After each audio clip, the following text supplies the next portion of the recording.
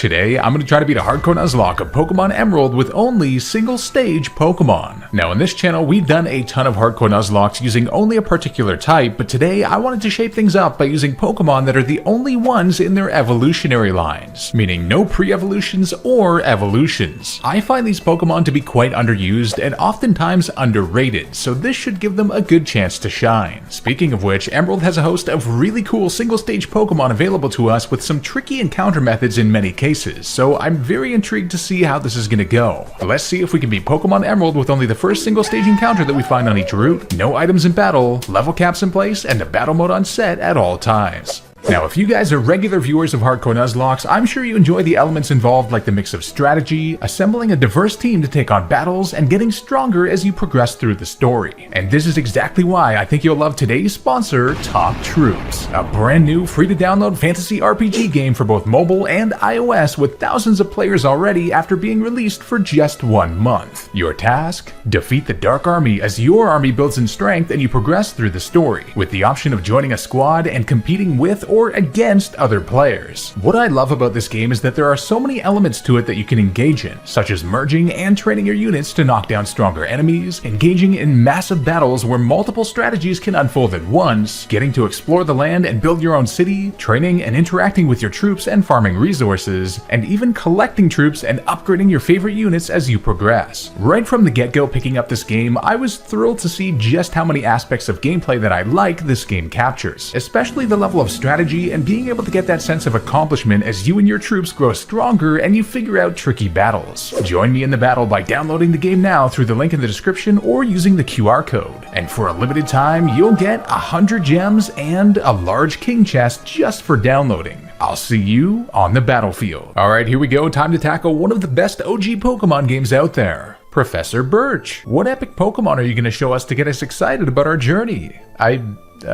Okay, that's barely a Pokemon. Although come to think of it, it's kind of weird how it technically isn't the weakest Pokemon ever anymore. Wait a minute, we have a dad in this game? Finally, for the first time in Pokemon franchise history, we get to... Oh, nope. Our absentee father is absent on his own TV feature, apparently. Heading up north, we encounter Birch being chased by one of the scariest Pokemon of all time. So, naturally, it's time to grab a Pokemon to help him. Now, a problem with this run is that you can't find the first single-stage Pokemon until after the first gym. So, the one modification we're going to make to the game is our starter. Since the first 3 encounters that we could get are all one of 2 on their respective routes, and we want to play this as organically as possible, I'm going to start us off with a Cast Form, which is a gift Pokemon that you get on the journey anyway. A lot of the single-stage Pokemon are quite powerful to have in the early game, but with 70 base stats across the board, that's not much of a problem with this gal. I name her Molly, and she ends up having an adamant nature plus attack and minus special attack, which is great for her normal same type attack bonus moves, but terrible for Cast Form's one strength, its coverage. Oh well. On Route 103 we have to battle May, and with a technically fully evolved Pokemon, this battle was a complete run-through. Especially given that Tackle has Stab and we have a plus attack nature too. Poor Trico. Back at the lab, May gives us some Pokeballs as a peace offering, which I'll gladly accept as it means our run has officially begun. Picking up some Oran Berries along the way, which are crucial in such a resource-scarce game, we keep pushing on and actually had a really tough and scary battle against a Seedot of all things that kept defense curling and then using Bide. But with only 1 move, I had no choice, leading us to survive the battle on a 3rd health. Could have been disastrous. I like filling my mouth with seeds and then spitting them out real fast. Could you imagine this conversation opener in the real world? Making it past that weirdo, we arrive in the first gym location, Rustboro City. While training up, we have a great haul of level up moves at level 10 as Molly gets some great coverage moves, including Ember, Powder Snow, and most importantly, Water Gun. With these moves in hand, I'm now feeling quite ready to face the first gym leader, Roxanne, the Rock-type specialist. She leads with 2 Geodudes in a row, and being both Rock and Ground types, they are 4 times weak to Water, meaning they both get clobbered by a single Water Gun each. A great start. In comes her ace though, Nose Pass, just a Rock type, and as I quickly found out, it is far bulkier than the Geodudes, taking less than a quarter damage from one before nailing us with Rock Tomb for a quarter and dropping our speed. Ouch. Fortunately, she just starts using Defense Curl though, so we can hit her twice more. Then she uses Block before her Oranberry heals her. It seems we have a speed tie now, and eventually she does potion to nearly full health. She then hits us below half before we hit her below half, and our Oranberry activates. This is getting a bit too close for my liking, especially as she potions again, and I am just praying for a crit at this point. We get brought below half yet again as we finally bring her to the red, and a crit Rock Tomb would definitely KO us from here, but we get the outspeed to land the final blow. Okay, that was way more packed with suspense than I thought it was going to be, but we got the first badge. That damn minus special attack nature nearly killed us. Ah, good old Briny, how are you, buddy? You're looking for Pico? Now listen here, Molly, that's a Pokemon that can use Water Gun effectively. Learn from him. Pico, why don't you take Molly under your wing? May then tries to challenge us to battle while leaving the city, and not today! Now that we have cut, we can get the Miracle Seed to boost grass moves, which might come in handy for a future encounter that we can get. Stopping Pico and Briny's endless game of tag, we forcibly take him to his boat to take us to Dewford Town. Look at me, sure. I'm the captain now. Arriving in Dewford, we can pick up a great item, the Silk Scarf to boost normal moves, great for a cast form, and a few upcoming encounters too. Now to the north of Dewford lies the Granite Cave, and in here there are actually two different possible encounters for us. Hitting up the first basement floor, here we can find a Sableye, which cuts off Mawile possibilities for now. I kid you not, it took every single Pokeball that I had, 8 Pokeballs and 1 Great Ball to catch this thing. We almost lost out on this damn encounter. I name her Allegra, and she has a relaxed plus defense and minus speed nature, which is pretty good for a Sableye actually. It's not like it's gonna outspeed much anyway. Deep in the cave, we find Steven Stone, who gives us the Steel Wing TM, and that reminds me of a possible encounter that we could get later, but there's a tricky situation with that one. We'll find out what happens soon enough. Hitting up the Dewford Gym, Sableye is an incredible catch. Admittedly, much better than Mawile would have been here, being immune to all the fighting stab moves along the way and handling Metatypes like a champ. The second gym leader is Brawly, the fighting type expert, and straight up, there is no single way he could even touch Allegra, as he only has fighting type offensive moves. So, we could just steadily pick them off one by one with Nightshade. Total immunity. Alrighty then. For winning, we get a free bulk up TM, and I mean, not bad for a free battle too. Sailing across the ocean has us arrive in Slateport City, where this girl on the beach says, "Our sandcastle's taking a long time to make."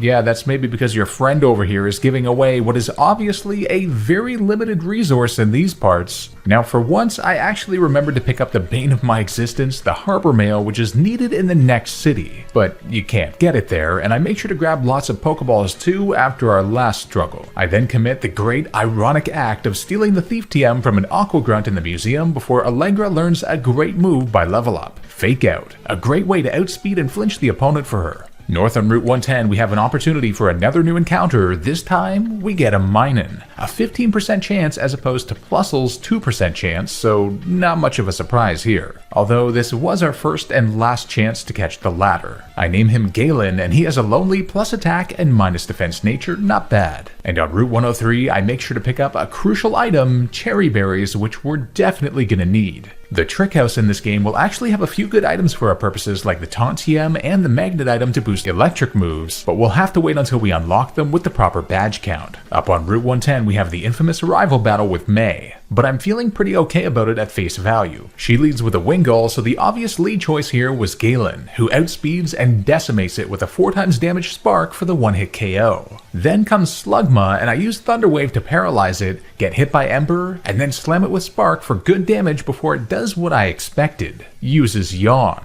So knowing it won't go for it again, I switch into Molly to tank an Ember and respawn with an outspeed Water Gun for the KO, ensuring that nothing is asleep. Then in comes Grovyle, perfect for my plan as I can now use our newly learned Sunny Day to not only change our form, but also smash it with a sun boosted Ember for big damage, being brought to a third by Pursuit before landing a final one to KO and win the battle. Honestly, that was a pretty good strat, it worked out well. Arriving in Mauville City has me head to one of the houses right away to trade the harbor mail for the coin case. Might not seem like much, but this is going to be one of the most impactful things in the entire game. Who knew harbor mail was so useful? While getting a bike from Rydell, I don't know why, but I remembered that ridiculous Logan Paul song, and if it has to be in my head, it has to be in yours too. I don't make the rules. I can ride your girl with no handlebars.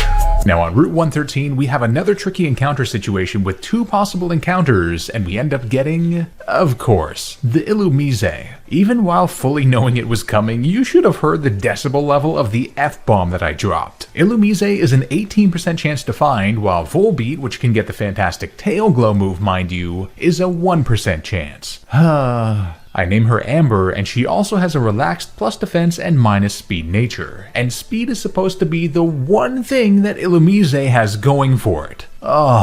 Regardless, I commit to the game corner grind to 4,000 coins for 1 TM in particular, Flamethrower. With that in hand, it's time to tackle the 3rd gym, the Mauville one, with the 3rd gym leader, Watson, the electric trainer at the helm. If you have any experience with Gen 3 hardcore Nuzlocks, you know Watson is almost always a nightmare. But with my best plan in place, let's give it a shot. He leads with a Voltorb and I get Allegra on the field. I figure I can go for Fake Out right away to flinch, and then Shockwave hits us for 15 HP before Nightshade doesn't quite take him out. But it gets the perfect range that I wanted, triggering him into using a potion. Better now than later. Unfortunately, a couple more Nightshades just barely don't KO him on like 1 HP, so we get hit way lower than I expected before taking him down. I have to stick to my plan though, so I just stay in against his incoming Electrike, which fortunately just uses Howl. So we hit him right to about half before Shockwave hits us to 8 HP in the red, and my calcs were just off it seems, as Electrike survives another one on 1 HP as well. Damn it. Now I switch into Galen to tank Shockwave easily and play it safe with the priority quick attack to KO. But his static ability activates on us, but my Cherry Berry heals us. Sheesh. Then in comes Magneton, a huge threat, but I know what I have to do. In this gen, you could still paralyze electric types, so both of us end up thunder waving each other.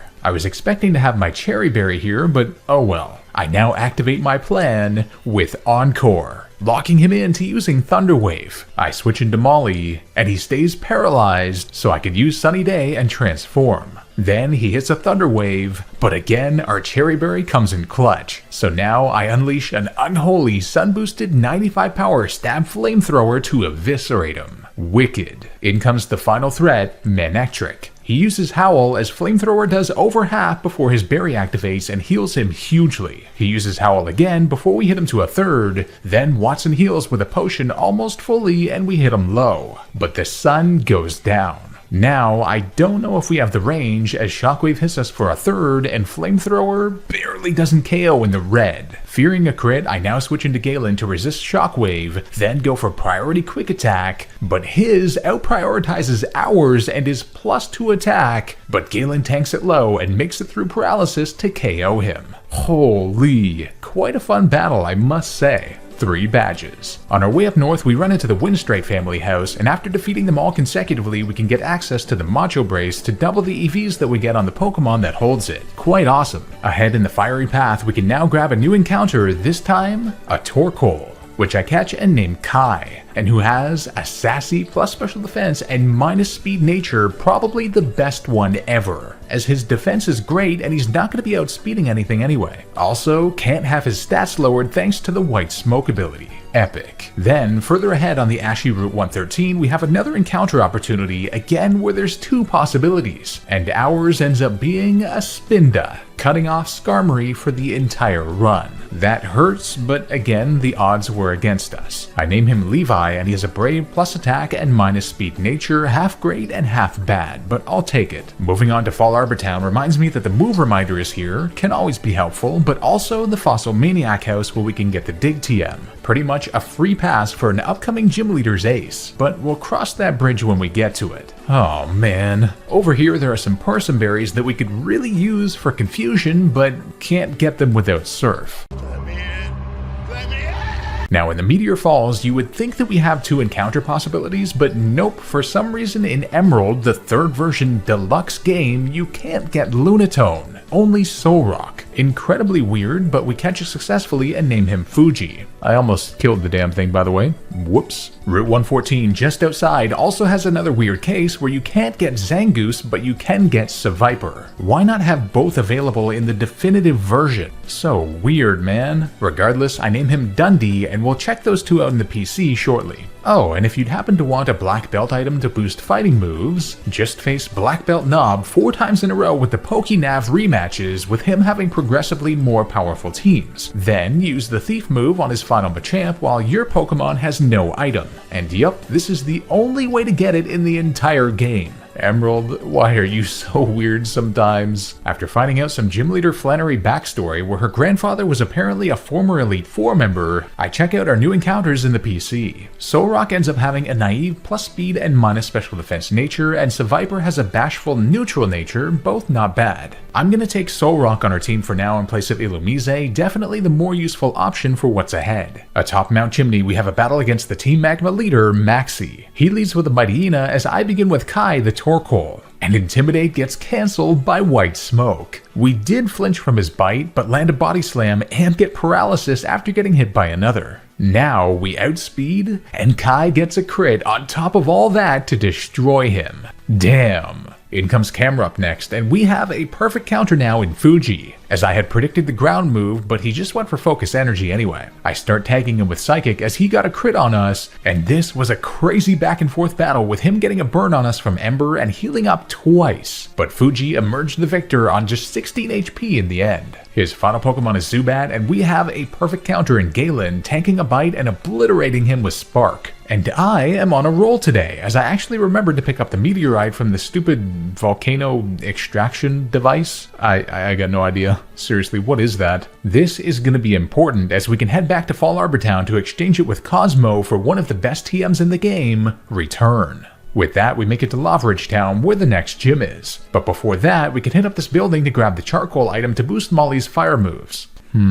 I feel like Leonardo DiCaprio on opposite day. Speaking of throwing ourselves into the fire, it's time to take on the 4th gym leader, Flannery. And if there's one thing I've learned, it's that she is not to be underestimated, ever. Cast form with Rain Dance and Water Gun would seem like a great answer, but her being able to set up Sunny Day and having magnitude everywhere is dangerous. Instead, I lead with Allegra against her Numel. Our classic Fake Out gets a crit for over half immediately, meaning we can then use our newly learned Feint attack to get the KO from there. A good start. Then comes Slugma. We hit it below half with Feint attack before it unleashes an overheat for nearly half on us. One more does the trick though, now bringing in Camerupt as I had hoped. This gives us the opportunity to switch in Fuji, anticipating the Levitate magnitude immunity, but she went for overheat instead, which we do resist and lowers her special attack, so I guess I can't complain. I then use one Psychic just to scout out what she's gonna do, and she goes into Tackle, so I can switch safely into Molly without worrying about magnitude. She then uses Sunny Day, but I can outspeed and get Rain Dance up now, and on the next turn we can unleash with a 4 times damage Water Gun for the KO. But in comes the big threat now, Torkoal, a defensive and specially offensive monster. Now the problem here, it has Sunny Day, so we keep trading the weather back and forth as I get a Water Gun off here and there, but the problem is, she kept healing and Water Gun was just barely not a 2-hit KO. Added to that is the fact that she had a white herb to restore her special attack after a resisted overheat, and we barely didn't KO right as she reset the sun and Hyper Potion just as we ran out of Rain Dances, yet she had one remaining Sunny Day. Not good. But we do have an answer here, our own Torkoal. Kai gets sent in as she misses overheat on the switch thankfully, as in the sun it would still do a good chunk. Then she paralyzed us with Body Slam on the very first turn in.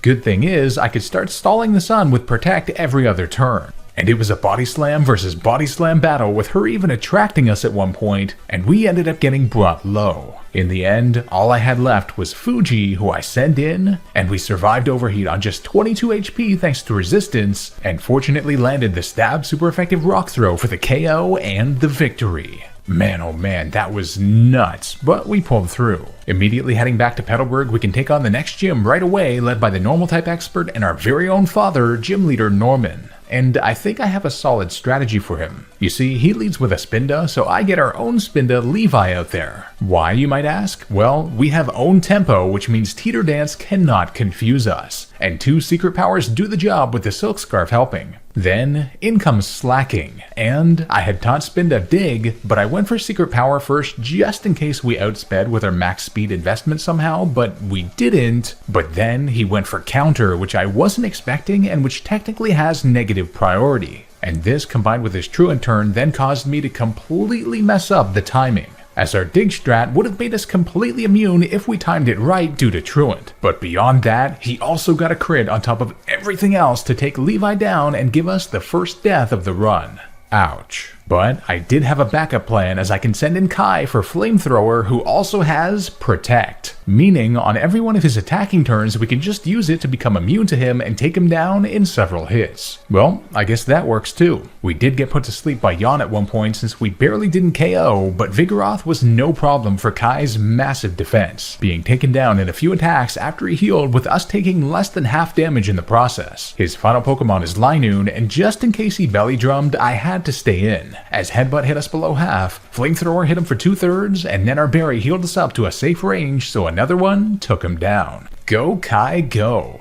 Definitely saved the day there. After the battle, Wally's dad gives us the Surf HM, and I'm gonna add Dundee the Survivor to our team in place of our poor Spinda.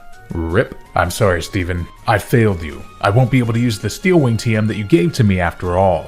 What? How is this possible? What did you replace Skarmory with? A dead Spinda? What the fuck? Well, after that blow up, at least we can find some citrus berries here, and not only that, but a perfect place to farm them too, near the Berry Master's house on Route 123. I'm sure he won't mind, right? On Route 118 comes our next encounter opportunity, except this one is a 1% chance encounter no matter where you try to search for it in the actual wild. Yes, there are static encounters for it, but those aren't obtainable for us, and you'll see why shortly. I name him Rick and quickly press on to the next route, 119, to find a 9% encounter, this time a Tropius.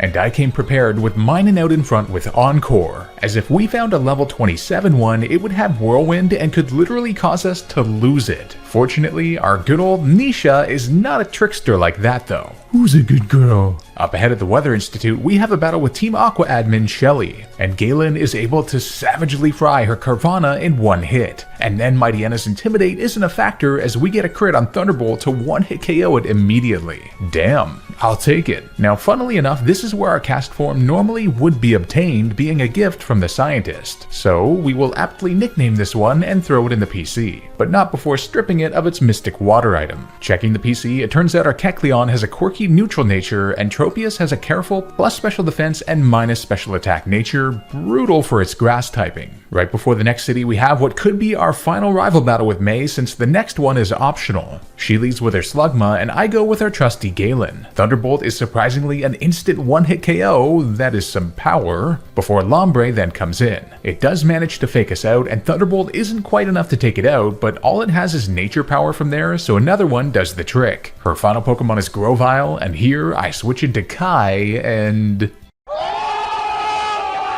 White Smoke coming in clutch as always, as Kai can hardly be touched, eviscerating her with a final Flamethrower. I'm starting to love this team. We next arrive in Fortree City, a beautiful example of what life could be. And in one of the houses... Oh, come on, really? This dude wants to trade his Plusle for a Volbeat, both of them being the 2 rare encounters that we got cut off of. Very helpful, my dude. Very helpful. And on the next route, 120, we have yet another encounter we can grab at an 8% chance, Absol, which I catch and nickname Tauren, and who has a calm plus special defense and minus attack nature. Brutal yet again, but hey, Absol is wickedly cool. Meeting Steven again up ahead, this is exactly why I had to get the 1% encounter Kecleon, as the static encounter ones are all on the same routes as other encounters that we need to get. But at least that's behind us. In the Scorched Slab, we can also pick up a great TM, Sunny Day, which might come in handy given a few of our team members. And in classic Route 120 fashion, I almost lost another encounter due to a stupid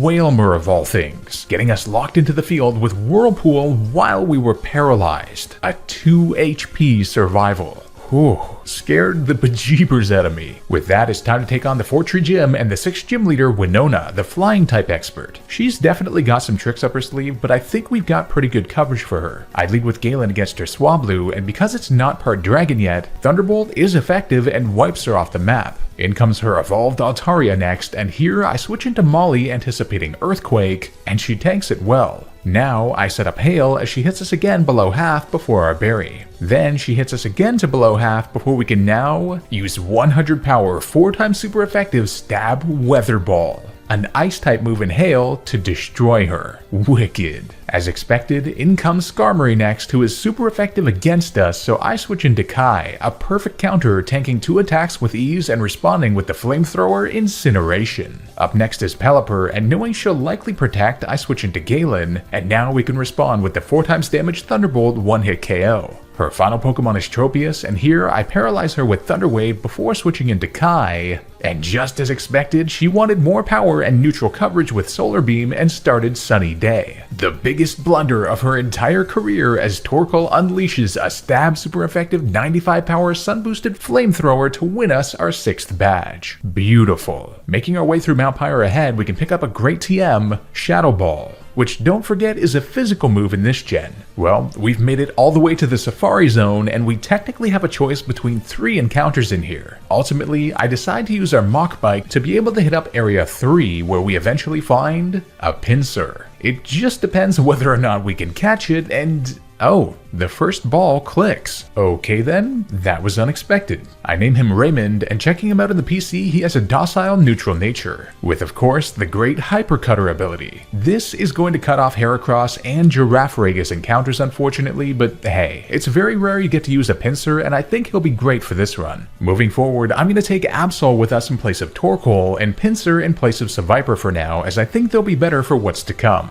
Deep in the Magma hideout, we encounter Team Magma leader Maxi for one last battle, and for this one, I lead with our newly caught Raymond against his Mightyena, thereby cancelling out his Intimidate with Hypercutter. Now, I thought we had enough power to 1-hit KO with Brick Break, but apparently not, as he survives in the red and lands a Swagger to confuse us. With the attack increase, I'm thinking this could actually be good, and indeed, after hitting ourselves once and him healing, Raymond snaps back to reality and pulverizes him in 1 hit. In comes Camerupt though, so to play it safe, I go into Fuji. He uses Amnesia, so I opt for our newly learned Rock Slide, which flinches him, epic, then another just barely doesn't KO. And not even Takedown Recoil works. Regardless, a Psychic followed by a Rock Slide from there do the job. His final Pokemon is a Crobat, and Fuji is like designed to take this thing on. Although once again, Rock Slide barely doesn't KO, and then he hits us with a Bite Low, and we miss our next one.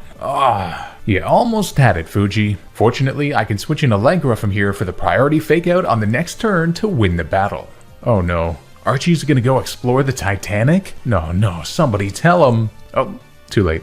A long trek across the ocean has us arrive in Moss Deep City, the location of the next gym, and after some training we can hit it up right away. As it turns out, Tauren the Absol is fantastic against all the trainers with the black glasses attached, 1-hit KOing almost everything in here. But I fear he won't be enough for the gym leaders. There may be one solution though, as I head over to one of the houses to acquire the Super Rod. Heading all the way to Route 128, which is accessible to us, I can fish for a while to find a Love Disc, which I catch and name Rebecca. Rebecca has a docile neutral nature, and I'm gonna replace Minun with her for now. Oh man. Okay, I knew Love Disc was bad, but not this bad. Sheesh. I'm starting to have doubts about my plan after all. It's time for the 7th gym leaders, Tate and Liza, the psychic duo, and they can prove quite a challenge in this game with 4 total Pokemon, including things like Calm Mind on Xatu, Earthquake on Claydol, Sunny Day on Solrock. It's just a mess. I lead with Molly and Rebecca against them though. My plan here is to confuse Claydol with Sweet Kiss, and then set up the rain with Molly's Rain Dance. Xatu did Calm Mind, exactly what I was scared of, but thankfully Claydol hit itself. Now, with the Rain Boost, I land a Surf on both opposing Pokemon, and it gets a crit on Claydol to 1-hit KO. Yes! Then I Ice Beam with Molly on Xatu after it Calm Minded again. Xatu is getting scarily powerful now, but I do the Surf and Ice Beam combo again, but then Xatu lands a single Psychic to obliterate Rebecca. Well, I can't say that was unexpected, as she did put in some work for the minute she was alive. Now I land another Ice Beam to take down Xatu though, as I get Allegra on the field. Perfect timing, as Solrock and Lunatone are not only weak to her, but can hardly hurt her too. Solrock did set up the sunny day, but now I can fake it out and get the Rain Dance back up as Lunatone gets Light Screen up. I then Weather Ball Solrock to take it down, then Lunatone starts Calm Minding. Fortunately, Shadow Ball is a physical move though, as we hit another Weather Ball, but then it puts Allegra to sleep before she full restores entirely. Allegra did wake up on the next turn though, and got just the range after another Weather Ball to take it down before it could do some big damage to Molly. Whew, 7 badges. Our next challenge comes in the form of the Space Center, where we have to double battle Maxie and Tabitha with Steven on our side. Ultimately what this came down to was Rain Dancing with Molly, then Weather Balling the Camerups for instant 4x damage KOs. Then a combination of Mightyena and Golbat brought Molly to just a quarter health, so I switched into Allegra to bait the normal type move. With Metang taking it down with Metal Claw, both Crobat and Golbat were on the field, and Allegra was able to take them both down with Shadow Balls, as Metang even went down and brought in Skarmory, who helped out. Now with the mere Solrock in the back, I kid you not, the Mightyenas could have ended us, but fortunately both of them only had normal type moves, making Allegra completely immune. Close call, but I'm glad I caught on to that while planning for the battle. With that, Steven then gives us the Dive HM in his house, which is gonna unlock a new encounter for us over on Route 124. And just ignore the fact that we're using Luvdisc's dead body for the dive, okay? Down in the underwater grass, we can find a Relicanth, and not only did I nearly kill it, but it nearly KO'd us with a crit before I just chucked our Master Ball to seal the deal. Goodness gracious. I name him Raph, and he has a careful plus special defense and minus special attack nature. Deep in the Floor Cavern, we get an Unreal TM pickup, Earthquake, before having to challenge Aqua leader Archie. I figured it was time to get Torn some actions, so I send him out against Mightyena and go for Swords Dance. Unfortunately, he went for Scary Face to drop our speed, then Swagger to raise our attack hugely, but confuses us. But I attached a Person Berry as I get another Swords Dance off, then I smash it with a max power return to KO. But the speed drop comes into play against Crobat, so I just go for Quick Attack before he confuses us, and we hit ourselves on the next turn as he heals. So I have to switch into Galen, who's back on the team, resisting 2 wing attacks and 1-hit KOing both Crobat and Sharpedo with a stab super effective Thunderbolt each. Pretty solid. Hitting up Pacific Log Town way to the west, we can grab another much needed TM, the second return one. And I have a good plan for this. Making it all the way to Sutopolis, we enter the Cave of Origin. And ironically enough, we could get another encounter here if this was Ruby, not Emerald, as they only have Sableye in this game. Unfortunate, but moving on, we run into some big green dragon thing, and he stops some big blue fish and some red dinosaur who were like drowning in Sutopolis or something. Sorry, I skipped the story dialogue. Oh wait, there was none. Preparing for the 8th and final gym, I decide to add Dundee the Seviper to our team in place of Solrock, and for good reason, as the 8th gym leader is Juan, the water expert. He leads with a Love Disc and I lead with Dundee. My plan here is to paralyze him with Glare, but he lands a Water Pulse and gets the confusion, but I had attached a Person Berry to cure it. Unfortunate, but we get the Glare off, and then I Swagger to confuse it as well. Now, I was pretty sure she'd be unable to move, but she confuses us again. I was gonna wait for her to attract us so she wouldn't use it again if we switch, but I was like, surely she won't be able to hit us again anyway. But then she snaps out of confusion immediately to attract Tauren on the switch in. I continue on with my plan though, and I kid you not, this thing hit every single turn through paralysis somehow as we kept being infatuated. But eventually I got all 3 Swords Dances off with our Person Berry not even being needed, and at less than half health, I unleashed the beast, smashing every single one of Juan's Pokemon with a +6 102 power move from a base 130 attack Pokemon. There was never any hope for him, although Love Disc nearly foiled the plan to be fair. All 8 badges acquired. Making our way to Evergrande City, we can actually get another encounter using the Super Rod, a Corsola that I catch and name Delia. And at the Pokecenter PC, I had a heck of a time planning out what final team we should bring with us given our encounters. But ultimately, I decide to take Tropius over Seviper and press on. Our last test is Victory Road, where none other than Wally emerges and challenges us to battle. He leads with Altaria, so I get Molly out there. I set up Hail right away, and then he just used Dragon Dance before hitting us with Aerial Ace, but Ice-type Weather Ball is a one-hit KO from there. Then comes Delcatty, for which I switch into Raymond as he Future Sights and Brick Break devastates it. Then, as expected, in comes Magneton. And I taught Raymond Earthquake, providing a 4x damage Slam Fest. Okay, that kind of sounds weird, doesn't it? Rosalia was then an easy one-hit with Return, and finally Gardevoir came in, and to play it safe I switched in Allegra, as the only way he can hurt us is with a Future Sight, but a Fake Out, Feint Attack after he double-teamed, and a final Shadow Ball did the trick. Making it through Victory Road, we arrive at our final destination, the Hoenn Region Pokemon League. After fulfilling the rest of our AVs and finding any remaining items and TMs that we might need, it's time for the Elite Four. Up first is Sydney, the Dark-type trainer, and, well, the only thing we really needed to worry about was his Mighty Innis Intimidate, probably meant to give him a way to counter fighting types, but Raymond not only can outspeed and avoid Sand Attack, but also has Hyper Cutter, so Intimidate has no effect, and we can proceed to sweep through his entire team with super effective Brick Break. What a monster, completely designed to take on that battle. The second Elite Four member is Phoebe, the Ghost Trainer, and her team is a bit trickier for us given its bulk and her Sableye. She leads with a Dusclops, and I got Tauren out there. Essentially, my plan was to just use Black Glass's boosted Bite as much as I can to get through her team, and she only hit one Shadow Ball before we got a crit after she healed for the one hit. I'll take that. Then her Banette survived one on a Sliver, but flinched, so another did the job. Damn, Tauren, I didn't know you could play like that. In comes a tougher threat though, Sableye, who tanked Bite well and landed Nightshade twice as it barely survived a second one on a Sliver, and we were left in the red too.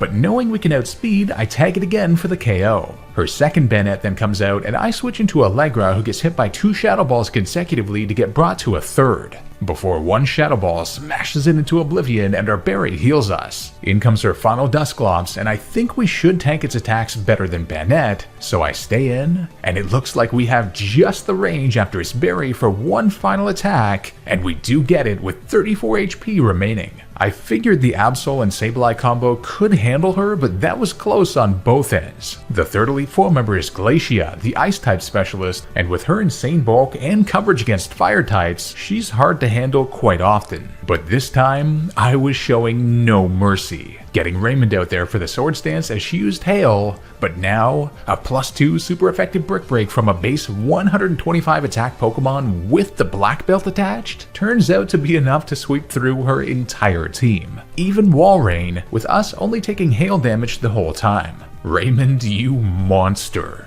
The last Elite Four member is Drayden, the Dragon Specialist, and honestly, his team is very tricky. I do have one strategy that could work and is our best bet, but it'll require a touch of luck. He leads with Shelgon, and I get Molly out there. I know his Shelgon uses Protect on the first turn around 75% of the time, and it does, so I get the Hail up. Beautiful. Now I can Ice-type Weather Ball that thing for the instant one-hit KO. Flygon is up next, and it smashes us hard with Earthquake, and it lands at exactly half of our HP, so 4x Weather Ball one-hit KOs it, and as the monster Salamence comes in, our Citrus Berry activates. Oh, as close a margin as you could get. Now of course, Salamence has super effective Rock Slide against us, but our calcs tell me that we should survive, and we do on just 3 HP, so we can land an Unholy Weather Ball to take down that massive threat. Holy. Then, in comes Altaria, and we're not able to outspeed it by one singular speed point. It seems I miscalculated, and this was a grave mistake. Here I switch in Allegra to tank Dragon Breath, then land a Fake Out. He then Dragon Dances on the next turn, and Shadow Ball hits below half. Aerial Ace then slams us below half, and I land Confuse Ray, desperate at this point, as our berry heals us. He then hits himself in confusion, and I was like, yes! But Shadow Ball barely doesn't KO on a Sliver. Absolutely disastrous, as now he heals fully. We hit him again, then he Dragon Dances, and another brings him to a third. We get hit by Aerial Ace to a quarter, and then land Shadow Ball again, and it survives on what must be 1 HP. Why? I have to switch, so I get Galen on the field, as he full restores again. No way. I was hoping to quick attack there. Here we get absolutely smashed by Double Edge and survive on just 12 HP in the red before landing a Thunderbolt to a third. I'm forced to switch again, and after a while thinking about it, I realize I literally have no other choice but to hope that he goes for Double Edge again as I get Allegra out who's immune to it. That way I could fake out and then switch into Absol for the quick attack KO range, but nope, he goes for Aerial Ace of all things and takes Allegra down. Here I can at least get Tauren out there, tank a Double Edge on 36 HP and then land the return for the KO. But he still has Kingdra waiting. I switch into Nisha here and get a growth off after getting body slammed twice. We get hit below half, and then I go for Giga Drain for a third. Because that recovery brought us above half, our berry doesn't activate yet, then we get hit again and paralyzed. And we can't move. He then Dragon Dances, and we stay paralyzed again. Not good. I have to hope that we can survive one, and we do in the red, and then land another to a third. Now the problem is, even if I switch into Raymond, we risk the paralysis. So I ultimately decide to stay in, hoping we can survive, make it through paralysis, and get the range.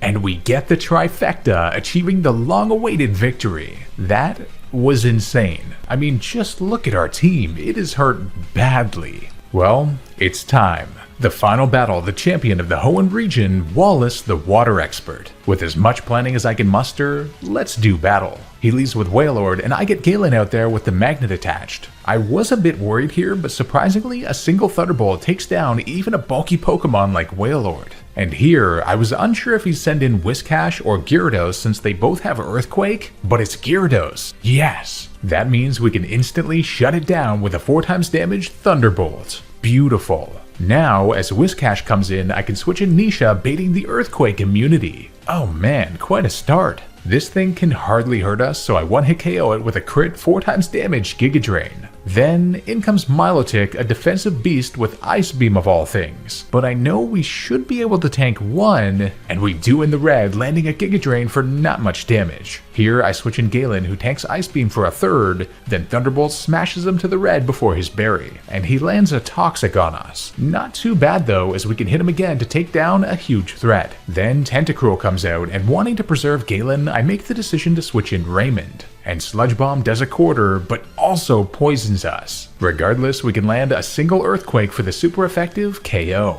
Then, in comes his final Pokemon, Ludicolo. And at this point, I am really kicking myself for not teaching Raymond Aerial Ace. I have to switch, but we are running out of options, so I go into Nisha. You see, he can't Leech Seed us and only has grass or water moves otherwise, so I hit him with Giga Drain as much as I possibly can, with the range cutting it close every single time, and we end up getting him to a third with us in the red. Now, having stalled out his Giga Drains, I have to hope he doesn't crit us with Surf as I switch into Tauren, but he goes for Double Team instead. We just need to hit one move through his higher evasiveness, and we do, landing the return for the final KO and the victory. We did it. We became champion of the Hoenn region in quite a tough league run, but the challenge is not over yet. One final test remains. With an empty team slot, I now decide to bring back an old friend of ours, Kai the Torkoal, to try and close this out. Traveling deep into a hidden section of the Meteor Falls, we encounter the true strongest trainer in Hoenn, the former champion Steven Stone. Having come up with my best plan, it's time to do battle.